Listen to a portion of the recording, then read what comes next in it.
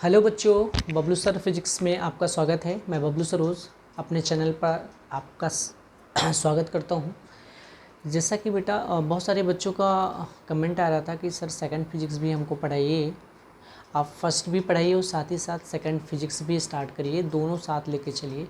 तो बेटा उन सबको ध्यान में रखते हुए आज से हम सेकंड फिजिक्स भी क्लास कक्षा 12 की सेकंड फिजिक्स मतलब ऑप्टिक्स भी स्टार्ट करेंगे। फर्स्ट फिजिक्स पढ़ाएंगे साथ ही साथ बेटा सेकंड फिजिक्स भी चलता रहेगा, दोनों फिजिक्स हम क्या करेंगे लेके चलेंगे। ठीक है, तो आज हम स्टार्ट कर रहे हैं कक्षा 12 की सेकंड फिजिक्स, ठीक है ना, जिसका नाम है, यूनिट का नाम है बेटा ऑप्टिक्स, जिसको हिंदी में कहते हैं प्रकाश की। ठीक है ना, यहाँ से स्टार्ट करेंगे। और दूसरी बात ये है बच्चे कि जो भी यहाँ पे हम क्लासेस, जो भी यहाँ पे टॉपिक पढ़ाएंगे बेटा एकदम जीरो लेवल से लेके चलेंगे। ठीक है ना, जीरो लेवल से मतलब जो चीज़ें कक्षा 10 की चीज़ें हैं उसको भी यहाँ पे बताऊँगा, क्योंकि बेटा छोटी छोटी चीज़ों को भी बताना ज़रूरी है, तभी बड़ी चीज़ें समझ में आएंगी। तो बता तो मैं दूंगा लेकिन लिखाऊंगा नहीं। ठीक है, अगर आप लिखना चाहो तो अपना नोट्स बनाना, अच्छे से बना लेना। मैं यहाँ पे डेफिनेशन बोलता भी चलूँगा, तो आप आराम से कलम कॉपी लेके बैठो, आराम से नोट्स बनाओ। ठीक है ना, छोटी छोटी चीज़ें भी वो भी हमें कराता चलूँगा। लेकिन हमारा सिलेबस यहाँ से स्टार्ट होता प्रकाश के परावर्तन से, तो मैं लिखाऊंगा प्रकाश के परावर्तन से ही। समझ में आया कि नहीं आया? ठीक है, बट ये चीज़ें हैं कि जो उसके पहले जो छोटी छोटी टॉपिक होते हैं, जैसे प्रकाश क्या होता है, प्रकाश तो बताएंगे, प्रकाश की क्या होती है, प्रकाश की कितने प्रकार की होती है, इन सब के बारे में डिस्कस करेंगे। प्रकाश का गुण क्या होता है, ठीक है ना, प्रकाशीय माध्यम क्या होता है, प्रकाश किरण पुंज क्या होता है, किरण क्या होती है, इन सब चीज़ों के बारे में डिस्कस करेंगे। बट ये चीज़ मैं लिखाऊंगा नहीं। ठीक है ना, तो सभी बच्चे ध्यान दें, जहाँ से सिलेबस आपका स्टार्ट होता है कक्षा 12 का, वहाँ से मैं लिखाना स्टार्ट करूँगा। जैसे प्रकाश का परावर्तन, तो प्रकाश के परावर्तन से जितने भी टॉपिक आपके चलेंगे सबको लिखाते हुए चलेंगे। ठीक है ना, बट यहाँ पर मैं समझा ज़रूर देता हूँ। तो आज समझते हैं बेटा क्या होता है प्रकाश की। तो हेडिंग फटाफट बच्चे अगर डालना, लिखना चाह रहे हो, आप नोट्स बनाना चाह रहे हो, तो आप लिखना स्टार्ट करिए। हेडिंग डालिए ऑप्टिक्स। ठीक है बेटा, ऑप्टिक्स हिंदी में कहें भैया, इसको कहते हैं प्रकाश की। ठीक है मेरे भाई, प्रकाश की। अब ये प्रकाश की होती क्या है, ये किसकी ब्रांच है? जैसे मैंने इलेक्ट्रोस्टैटिक्स बताया था ना किसकी ब्रांच है, फिजिक्स की, वैसे प्रकाश की भी किसकी ब्रांच है, फिजिक्स की है।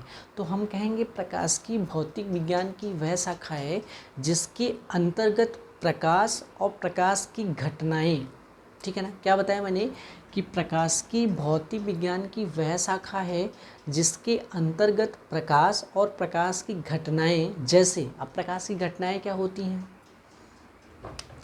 प्रकाश का परावर्तन, प्रकाश का परावर्तन, अपवर्तन, प्रकाश का अपवर्तन, वर्ण विक्षेपण, वर्ण विक्षेपण,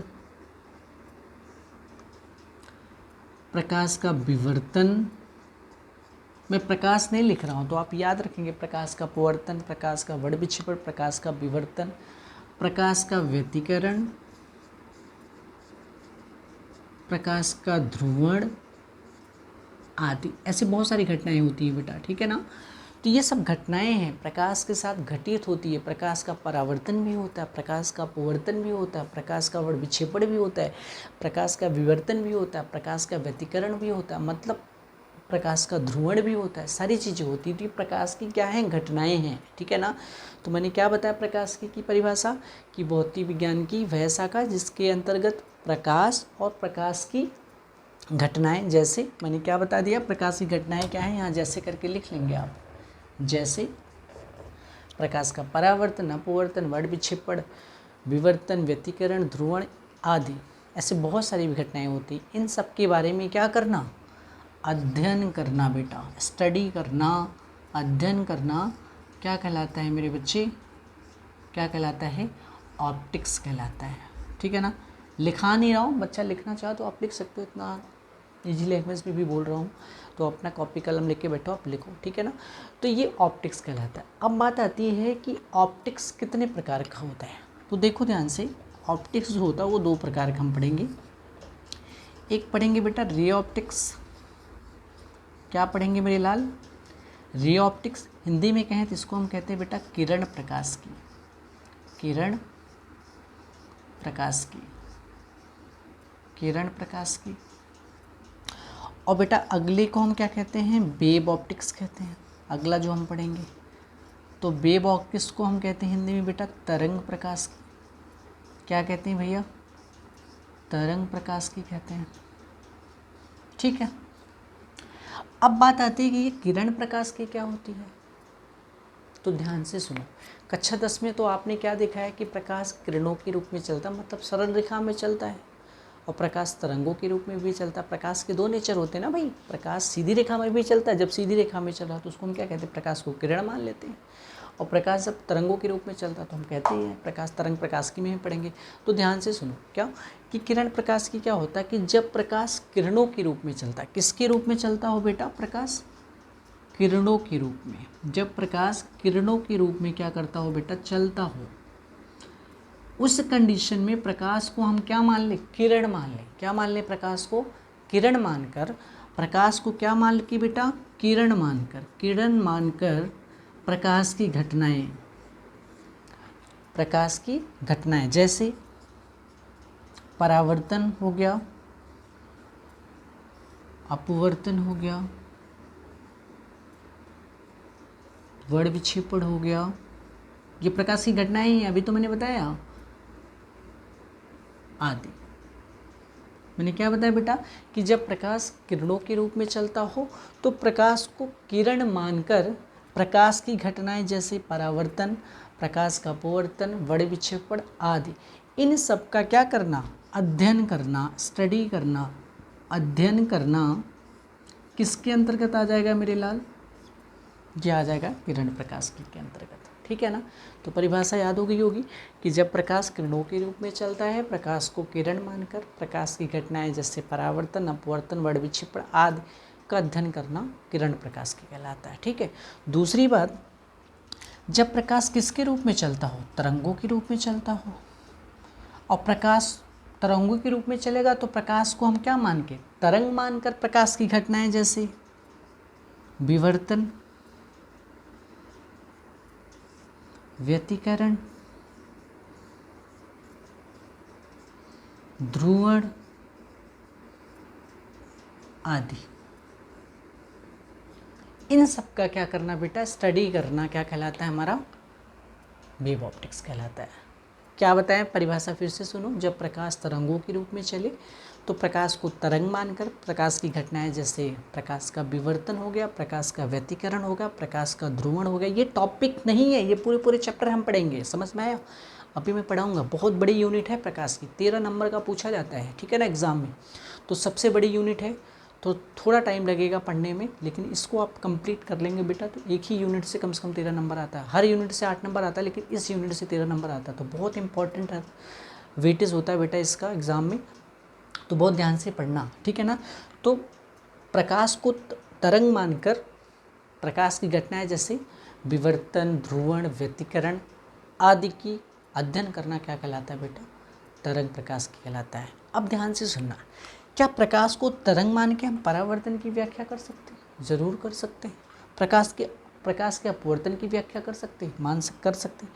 तो इन सब की भी व्याख्या कर सकते हैं प्रकाश को तरंग मान के। जब हम हाइगन्स का सिद्धांत पढ़ाएंगे हम आपको, तब वहाँ पे आपको बताएंगे हाइगन्स ने क्या किया था बेटा, अपने सिद्धांत के अनुसार प्रकाश के अपवर्तन की भी व्याख्या किया था, परावर्तन की भी व्याख्या किया था, लेकिन हाइगन्स ने क्या माना था, प्रकाश को तरंग माना था, तो तरंग मान के व्याख्या किया था। तो इसका मतलब हम तरंग प्रकाश के अंतर्गत इनकी भी क्या कर सकते हैं, व्याख्या कर सकते हैं। बट एक सवाल यहाँ पे आता है कि सर तरंग मान के तो हम इनकी व्याख्या कर सकते हैं, क्या हम प्रकाश को किरण मानकर इनकी व्याख्या कर सकते हैं क्या, प्रकाश के विवर्तन, व्यतिकरण, ध्रुवण की व्याख्या कर सकते हैं क्या? तो बेटा ये पॉसिबल नहीं है। प्रकाश को अगर आप किरण मानोगे तो किरण मान के ना तो आप प्रकाश के विवर्तन की व्याख्या कर पाओगे, ना तो आप प्रकाश के व्यतिकरण की व्याख्या कर पाओगे, ना तो प्रकाश की ध्रुवण की व्याख्या कर पाओगे। बात समझ में आया ना बेटा, किरण मान के इनकी व्याख्या नहीं कर पाओगे, लेकिन तरंग मान के इनकी व्याख्या आप क्या कर सकते हो, आराम से कर सकते हो। ठीक है ना, ये टॉपिक हुआ बेटा तुम्हारा ऑप्टिक्स का, कि ऑप्टिक्स क्या होता है, तरंग प्रकाश की क्या होता है और किरण प्रकाश की क्या होता है। अब यहाँ से मेरा पहला टॉपिक स्टार्ट होता है बेटा कि प्रकाश क्या होता है। तो अब यहाँ से हम स्टार्ट करते हैं कि व्हाट इज़ लाइट, प्रकाश क्या होता है? सबको पता है बेटा कि अगर ये दुनिया हमको दिखाई दे रही है, संसार दिखाई दे रहा है, ये अद्भुत संसार हमको अपनी आंखों से दिखाई दे रहा है, तो सबसे बड़ा कारण है बेटा कि प्रकाश। अगर प्रकाश नहीं होता बेटा तो हमें ये वस्तुएं दिखाई देती क्या? नहीं। तो इसका मतलब प्रकाश किसका काम कर रहा है? एक सोर्स का काम कर रहा है। क्या कर रहा है? एक साधन का काम कर रहा है, जिसकी वजह से हमें क्या हो रही हैं? वस्तुएं दिखाई दे रही हैं। समझ में आया कि नहीं आया? सोर्स का मतलब क्या होता है? जैसे सपोज दैट बेटा हर तरह के सोर्स होते हैं। जैसे हमें कहीं आना जाना है कि भाई हम बाइक ले लेते हैं, कार ले लेते हैं, साइकिल ले लेते हैं, तो हम क्या करते हैं? आसानी से वहाँ पे पहुँच जाते हैं। तो इसका मतलब हम बाइक और साइकिल कार लेके जा रहे हैं तो वो भी सोर्स का काम कर रहा है, लेकिन कैसा सोर्स है? आने जाने का सोर्स है, ठीक है ना। बट अगर कोई वस्तु हमें दिखाई दे रही है तो दिखाई देने का कारण क्या है? प्रकाश के कारण। अगर प्रकाश ना होता तो हम देख पाते क्या? नहीं देख पाते। इसका मतलब दिखाई देने का कारण, अगर कोई वस्तु हमको दिखाई दे रही है तो उसका मुख्य कारण है बेटा प्रकाश। तो प्रकाश एक तरह का क्या हो गया? साधन होगा। कैसा साधन है? भौतिक साधन है, फिजिकल सोर्स है। फिजिकल सोर्स क्यों कह रहे हैं? क्योंकि इसकी स्टडी हम कहाँ कर रहे हैं बेटा? भौतिक विज्ञान के अंतर्गत कर रहे हैं। तो आप इसकी परिभाषा बता सकते हो बेटा। कक्षा 10 में आप जानते हो कि प्रकाश एक प्रकार की ऊर्जा है जो हमारी दृष्टि ज्ञान को जागृत करती है, या जिसकी सहायता से हमें वस्तुएं दिखाई देती है। ऐसे भी बता तो कोई दिक्कत नहीं, सही है।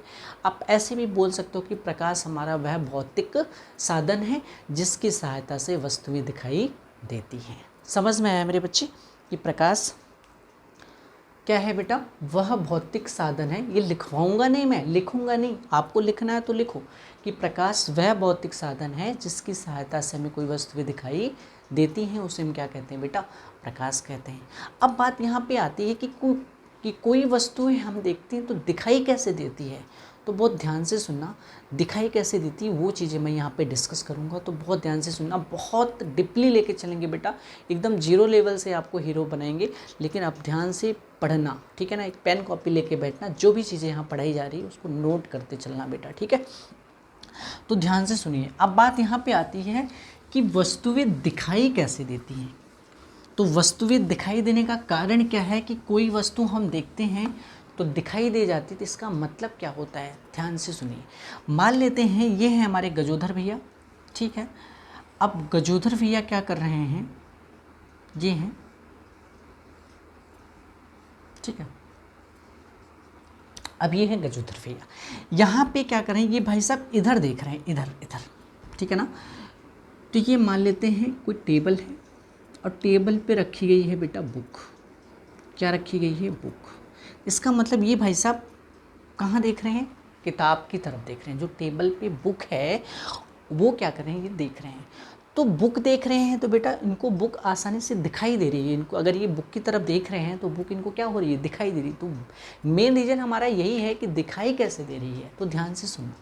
मान लेते हैं हमारा यहाँ पे कोई सन है। सन आप जानते हैं क्या है? एक सोर्स है बेटा प्रकाश का। इससे ही प्रकाश किरणें निकल रही हैं। तो प्रकाश किरणें निकल रही होंगी बेटा, सभी दिशाओं में फैल रही होंगी, सभी इधर भी जा रही, इधर इधर हर जगह जा रही होगी। तो एक किरण ऐसे आ रही होगी, यहाँ पे पड़ रही होगी। पढ़ने के बाद जब ये प्रकाश किरणें कहाँ पे पड़ी? टेबल पे जो बुक है बुक पे पड़ी। पढ़ने के बाद परावर्तित होकर कहाँ पहुँची? इनकी आँखों में, इनकी आँखों में प्रवेश करती है। तो आँखों के अंदर एक स्क्रीन की तरह बेटा एक लेयर होता है जिसका नाम होता है रेटिना। रेटिना। अब रेटिना का काम क्या होता है? जैसे हम कोई मूवी देखते हैं, कोई पिक्चर देखते हैं, तो बेटा हम कहाँ पे पिक्चर देखते हैं? उस टीवी के स्क्रीन पे ही तो पिक्चर देखते हैं, ठीक है ना। स्क्रीन पे ही सारी चीज़ें दिखाई देती है। तो वही काम बेटा, अगर कोई चीज़ें हमको दिखाई दे रही है, जो संसार में जितनी भी सारी चीज़ें हो रही है, इसका मतलब इसका इमेज हमारी आंखों में बन रही है। तो कहाँ पे बन रही होगी? आंखों के अंदर बन रही है। तो कहाँ पे? वो स्क्रीन का काम कौन कर रहा है? रेटिना कर रहा है, ठीक है ना।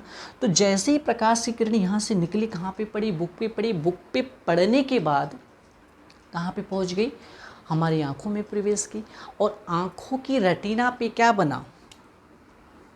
क्या बनता है बेटा आंखों की रेटिना पर? प्रतिबिंब। प्रतिबिंब सबको पता है, प्रतिबिंब का मतलब होता है फोटो से, इमेज से। जैसे ही बेटा प्रतिबिंब बना। किसका प्रतिबिंब बना? ये भाई साहब जहाँ देख रहे हैं, जिस चीज़ को देख रहे हैं उसी का तो प्रतिबिंब बनेगा। ऐसा थोड़ी है कि सन का प्रतिबिंब बन जाएगा इनकी आंखों में। ये देख तो सो भाई बुक की तरफ रहे हैं, पीछे की चीज़ कैसे दिखाई देगी? पीछे का प्रतिबिंब थोड़ी बनेगा, दिखेगा ना बेटा, बुक ही तो दिखेगा इन्हें, ठीक है ना। तो मैंने क्या बताया कि जब किसी प्रकाशित स्रोत से, मतलब प्रकाश स्रोत से प्रकाश की किरणें निकलती हैं, चलती है, तो चलने के बाद यहाँ पे पढ़ने के बाद परावर्तित होकर क्या होगी बेटा? यहाँ पे परावर्तन होगा, अपवर्तन थोड़ी होगा, क्योंकि बुक क्या होता है? अपारदर्शी माध्यम होता है ना, कि प्रकाश किरण एक माध्यम से यहाँ पे पड़ी, इधर थोड़ी निकल जाएगी, तो वो पारदर्शी हो जाता अगर ऐसा माध्यम होता तो। लेकिन बुक है तो ऐसा होता नहीं ना, इसका मतलब क्या होगा? परावर्तन ही तो होगा, पढ़ के आप परावर्तित हो जाएगी। अगर इस पार से उस पार निकल जाए तो वो तो अपवर्तन हो जाता है, ठीक है ना। तो इसका मतलब क्या हो गया बेटा कि प्रकाश किरण यहाँ पड़ी, पड़ने के बाद परावर्तित होगी, परावर्तित होकर हमारी आंखों में प्रवेश करती, तो आंखों की रेटिना पर, आंखों के अंदर एक लेयर होता है जो स्क्रीन का काम करता है, जिसका नाम क्या है? रेटिना। रेटिना पे क्या बनता है? उसका इमेज बनता है, फोटो बनता है। और जैसे ही कोई इमेज बनती है तो बेटा, और अगर मैं डीपली से आपको बताऊं कि जैसे ही कोई इमेज बनती है तो रेटिना जो होता है, जो लेयर होता है ना बेटा, ये स्क्रीन का काम कर रहा होता है ना, यहीं से बेटा प्रकाश सिराएं सीधा कहाँ तक गई होती है? ऐसे निकल के ये प्रकाश सिराएं होती हैं। प्रकाश सिराएं जिसको हम कहते हैं ऑप्टिकल्स नर्व्स कहते हैं, नसें जो होती हैं उसको बोलते हैं प्रकाश सिराएं। सीधा कहाँ गई होती हैं? ब्रेन। जैसे मैंने कहा ये रेटिना है, रेटिना से प्रकाश सिराएं क्या होती हैं बेटा? कहाँ तक गई होती हैं? ब्रेन तक गई होती है। अब इनका काम क्या होता है? प्रकाश सिराओं का संदेश पहुँचाना। क्या पहुँचाना बेटा? प्रकाश सिराओं का काम क्या होता है? संदेश पहुँचाना, ठीक है। तो जैसे ही कोई इमेज कहाँ पे बनी? रेटिना पे बनी। रेटिना पे जैसे ही कोई इमेज बनती है बेटा, उस मैसेज को, उस संदेश को बेटा कौन? प्रकाश सिराएँ, ऑप्टिकल्स नर्व्स जो होती हैं, प्रकाश सिराएँ, उस मैसेज या उस संदेश को कहाँ तक पहुँचाती हैं? ब्रेन को पहुँचाती हैं, दिमाग तक पहुँचाती है कि भाई तेरे रेटिना पे क्या बना है? इमेज बना है। जब हमारे दिमाग को पता चलता है, हमारे माइंड को पता चलता है, तो माइंड हमारा सेंस करता है, फिर वो वस्तु हमको क्या होती है? दिखाई देती है। समझ में आया कि नहीं आया? मतलब अगर हमारे माइंड को ना पता चले ना तो कोई चीज़ हमको दिखाई नहीं दे सकती। तो माइंड को पता होना ज़रूरी है। माइंड कैसे पता होता है? तो मैंने अभी बताया कि जैसे कोई इमेज कहाँ पे बनती है? रेटिना पे बनती है। उस मैसेज, उस संदेश को कौन बेटा? प्रकाश सिराएं, इनका काम ही होता है क्या पहुँचाना? संदेश। कहाँ तक? ब्रेन तक सिग्नल भेजती हैं, सिग्नल भेजती कि भाई तेरी रेटिना पे क्या बन गया? इमेज बना है। जब ब्रेन को पता चलता है फिर वो वस्तु हमको क्या होती है बेटा? दिखाई देती है। और ये जो प्रोसेस होता है बहुत सडनली होता है, अचानक बहुत तेज़ी से होता है बेटा। ऐसा नहीं है कि प्रतिबिंब बन गया है कि 5 घंटे बाद वो मैसेज पहुँचाएगी, ठीक है ना, फिर ब्रेन को पता चलेगा, फिर 10 घंटे बाद ब्रेन सेंस करेगा, फिर दिखाई देगा। ऐसा तो होता नहीं है। क्योंकि आप देखते हैं बेटा, कोई चीज़ आपने देखा, फटाक से देखा, उसकी इमेज फटाक से दिख जाती है। आप इधर सर घुमाया, इधर की सारी चीज़ें दिखने लगती। तो क्या होता है? ये प्रोसेस जो होता है बहुत फास्ट होता है। जैसे आपने किसी चीज़ को देखा, उससे क्या हुआ? उसका इमेज तुम्हारी रेटिना पे बना, उस संदेश को, उस मैसेज को कौन? प्रकाश सिराएं कहाँ पहुँचाएंगे? भाई ब्रेन को पहुँचाइए। ब्रेन तुरंत सेंस करता है, फिर वस्तु हमको क्या होती है? दिखाई देती है। तो आपको ये चीज़ समझ में आ गया होगा कि वस्तु दिखाई देने का कारण क्या है, कि वस्तु कैसे दिखाई देती है। ठीक है मेरे लाल, आशा करते हैं समझ में आया होगा। अब बात करते हैं हम कि भाई जो प्रकाश स्रोत होता है वो कितने प्रकार का होता है, ठीक है ना। प्रकाश स्रोत होता है वो कितने प्रकार का होता है। तो सोर्स ऑफ प्रकाश स्रोत डालते हैं हेडिंग, सोर्स ऑफ लाइट, प्रकाश स्रोत, सोर्स ऑफ लाइट भी कह सकते हैं। तो देखो ध्यान से, प्रकाश स्रोत जो होता है वो दो तरह के होते हैं। एक तो हम पढ़ेंगे बेटा नेचुरल सोर्स पढ़ेंगे मेरे लाल। क्या पढ़ेंगे? नेचुरल सोर्स पढ़ेंगे। ये चीज़ें पढ़ने लायक है नहीं, फिर भी मैं आपको पढ़ा रहा हूँ क्योंकि ज़रूरत पड़ेगी ना मेरे बच्चे। तो प्राकृतिक स्रोत कहते हैं इसको, ठीक है। और दूसरा जो होता है बेटा वो हमारा होता है आर्टिफिशियल स्रोत, आर्टिफिशियल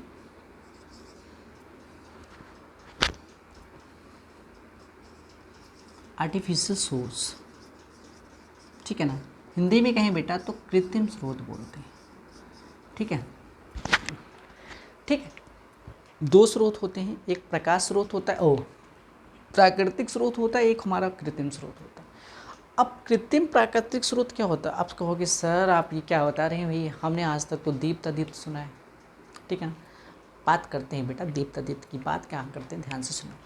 प्राकृतिक स्रोत क्या होता है? ऐसे प्रकाश स्रोत जो किसके द्वारा बनाए जाते हैं बेटा? नेचर द्वारा, प्रकृति द्वारा क्या होते हैं? क्रिएट किए जाते हैं, बनाए जाते हैं। ऐसे प्रकाश स्रोत को हम क्या कहते हैं?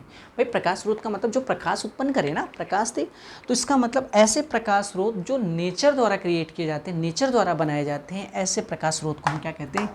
प्राकृतिक स्रोत कहते हैं। अब इसके अंतर्गत आपको फटाक सा आइडिया लग जाएगा कि इसमें कौन कौन सा स्रोत आ सकता है।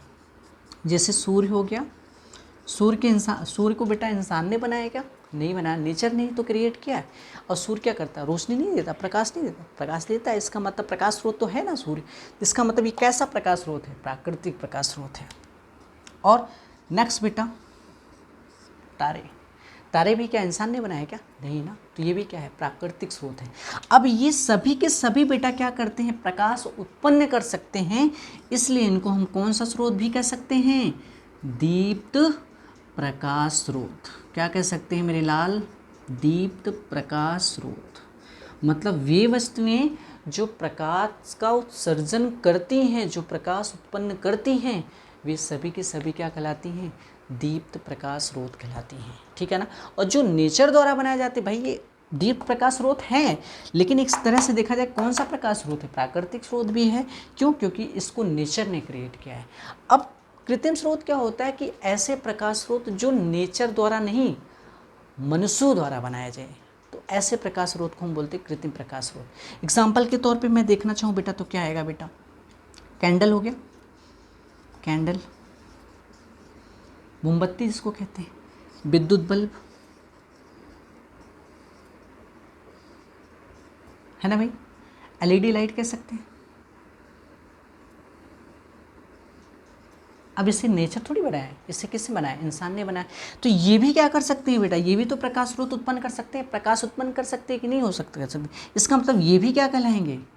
दीप्त प्रकाश स्रोत के अंतर्गत आएंगे। चाहे वो सूर्य हो गया, तारे हो गया, कैंडल हो गया, विद्युत बल्ब हो गया, एलईडी लाइट हो गया, सभी प्रकाश उत्पन्न कर सकते हैं, इसलिए इसको हम क्या बोलेंगे? दीप्त प्रकाश स्रोत।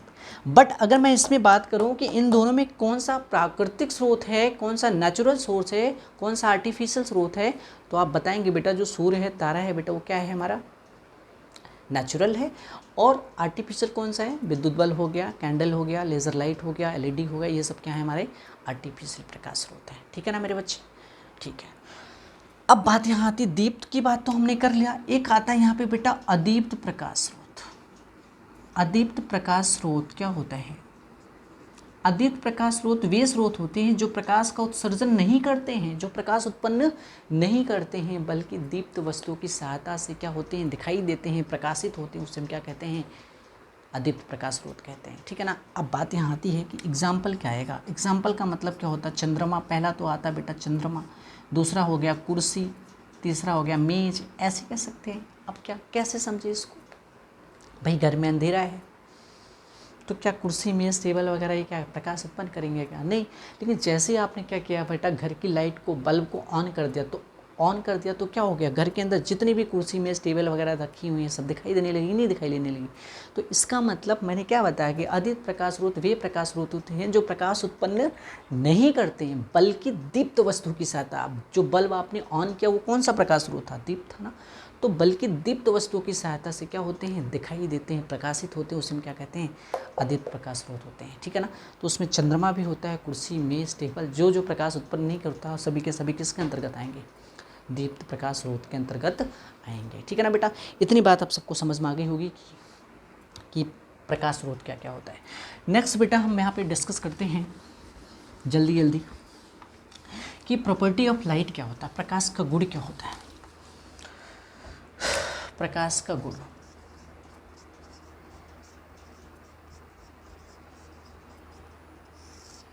Property of light.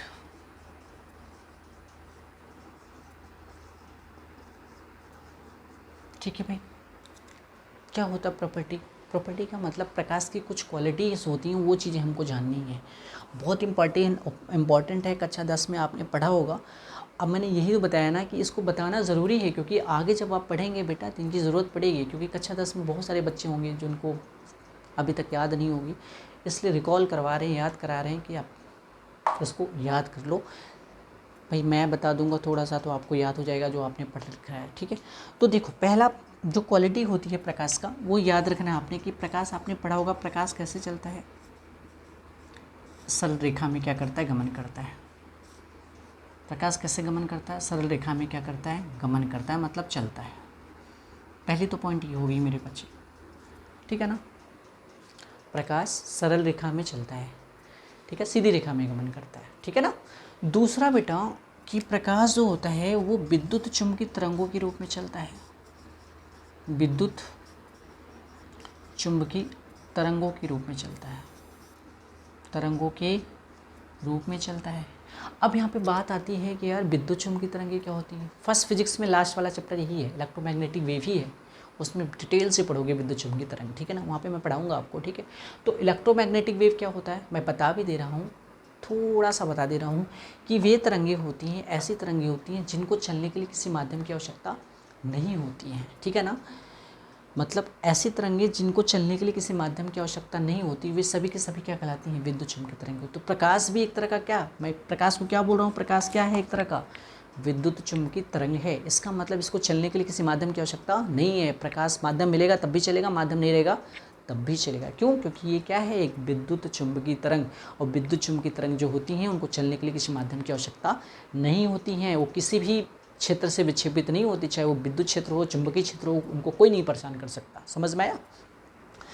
तो ये चीज़ें आपको समझ में आ गया कि विद्युत चुंबकीय तरंगों के रूप में चलता है, ठीक है ना। क्या होती है वो मैं डिस्कस करूंगा बेटा जब वो चैप्टर पढ़ाऊंगा डिटेल से, ठीक है। नेक्स्ट जो होता है कि प्रकाश दिखाई नहीं देता, प्रकाश दिखाई नहीं देता, बल्कि प्रकाश की उपस्थिति में हमें वस्तुएं क्या होती हैं बेटा, दिखाई देती हैं, ठीक है ना। कक्षा 10 की चीज़ें हैं, फटाफट जल्दी जल्दी हम करके बेटा चलते हैं आगे। और नेक्स्ट जो होता है, प्रकाश पारदर्शी माध्यम से होकर गुजर सकता है। पारदर्शी माध्यम क्या होता है कि ऐसा माध्यम जिसमें से प्रकाश किरणों का अधिकांश भाग इस पार से उस पार निकल जाए। मतलब 100% आपने किसी चीज़ पे लाइट मारी, उसका 95% या 94% भाग इस पार निकल गया, इसका मतलब वो कैसा माध्यम है, ट्रांसपेरेंट माध्यम है, पारदर्शी माध्यम है। तो प्रकाश पारदर्शी माध्यम से होकर चल सकता है, गुजर सकता है, परंतु अपारदर्शी माध्यम से होकर गुजर नहीं सकता। अपारदर्शी का मतलब क्या होता है, प्रकाश किरणों का कोई भी भाग इस पार से उस पार नहीं जा पाए। जैसे मैं कहूँ कि मैं यहाँ से लाइट मारूँ, उस पार निकल जाएगा क्या, इस दीवार को पार करते उधर नहीं, क्योंकि दीवार कैसा माध्यम है, अपारदर्शी माध्यम है। लेकिन यही दीवार अगर कांच की होती बेटा, कांच की बनी होती, ट्रांसपेरेंट कांच लगा होता, ठीक है ना, तो इधर से आप लाइट मारते हैं बेटा तो क्या हो जाता है, जो विंडो में कांच लगी होती है तो क्या करते हैं, इधर से लाइट मारो उधर निकल जाएगी, ठीक है ना। तो वो कैसा माध्यम हो जाता है, ट्रांसपेरेंट हो जाता है, पारदर्शी हो जाता है। इसका मतलब प्रकाश पारदर्शी माध्यम से होकर चल सकता है, से क्या कर सकता है बेटा, चल सकता है। परंतु क्या बेटा, अपारदर्शी माध्यम से, परंतु